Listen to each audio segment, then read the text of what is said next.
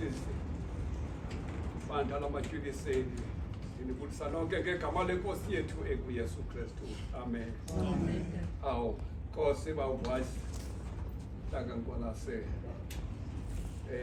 ungagileki zonke izinto zihamba ngeorder nangemaxesha nokuleqa amaxesha. Inkosi ke isikelele ukaThixo umntwana akaqhubeki ndaweni.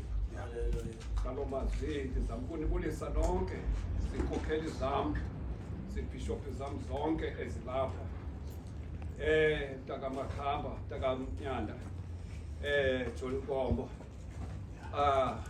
ababhangela amadoda amakhulu alapha nonke abantu akwethu omdala bethu.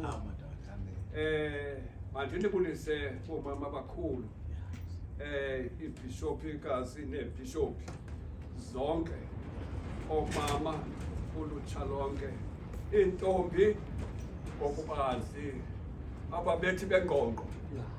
Bantakwethu mandinibulise egameni lenkosi. Amen. Hayi madithi xolo malibe nani. Amen. Hayi bo amen. Amen. Inkosi mayibe nani. Amen. Yanithanda bazalwane. Yanithanda bazalwane. Silapha ngokufutshane.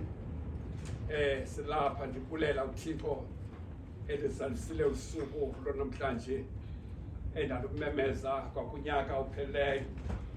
Isithi ndiyanqwena ngoba sibonana. Inkosi ke mayindisikelele. Ngolweni maxhokaza. Abanye abantu bakudala kakhulu. Zizinto nembandezelo zemphakathi. Amaxhokaza nomama usikhweza. Abulela kakhulu. Unawo nalanda ufuna ungaboni kakuhle wena. Noba kakhulu. Ufuna uthi umdala. Mama uKhatya. Umani uphathazwa uSathane manje sokuphula lemilenze. Hayi ndomelela ntombazana.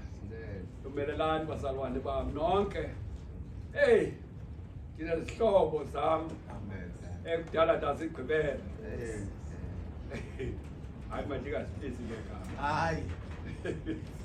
Abama baphangasemva bandingazibizi mandiyeke. Ngiqonde into okokuba singene kule nkonzo yanamhlanje. Ndiyabulela okokuba uThixo ethe wasigcina sade safumana ke le mini yanamhlanje. Sigqibelene kudala bazalwane kakhulu kuyiminyaka ethi nihlelwe zizinto sihlelwe zizinto.